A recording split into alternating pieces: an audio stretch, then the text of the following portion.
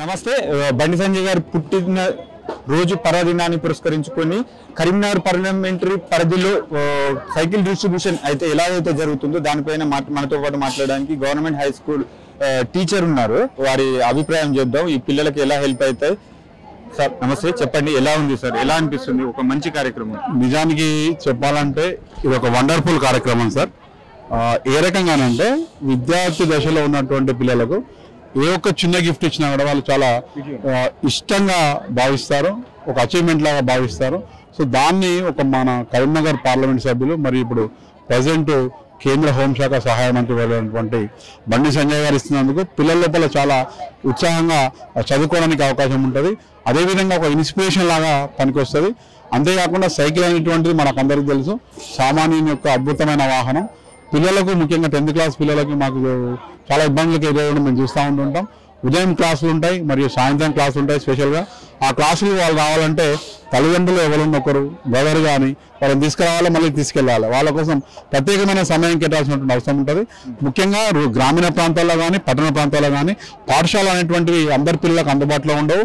వాళ్ళు రావడానికి ఇది ఒక చక్కటి అవకాశంగా మేము భావిస్తున్నాం. అదేవిధంగా ఈ సందర్భంగా కేంద్ర మంత్రి అయినటువంటి బండి సంజయ్ గారికి ప్రత్యేకమైన ధన్యవాదాలు తెలియజేస్తున్నాం.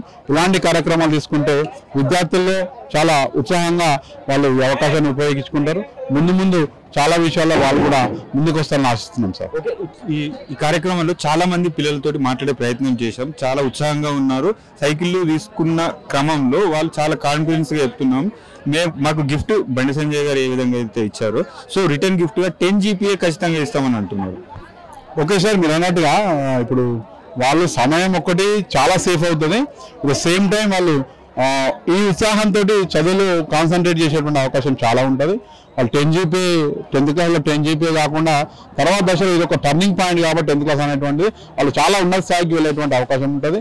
సో విద్యార్థులు తీసుకున్నటువంటి వాళ్ళు ఇన్స్పిరేషన్ బట్టి వాళ్ళు ఏ స్థాయికైనా వెళ్ళేటువంటి అవకాశం ఉంటుంది సార్.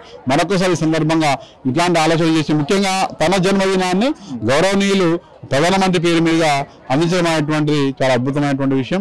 సో విద్యార్థుల లోపల దేశం పట్ల మరియు ప్రధానమంత్రి పట్ల గౌరవ బండి సంజయ్ గారి పట్ల ప్రత్యేకమైన అభినందనలు మరియు ఒక రకమైన హృదయపూర్వక వాతావరణం ఏర్పడే అవకాశం ఉంది సార్.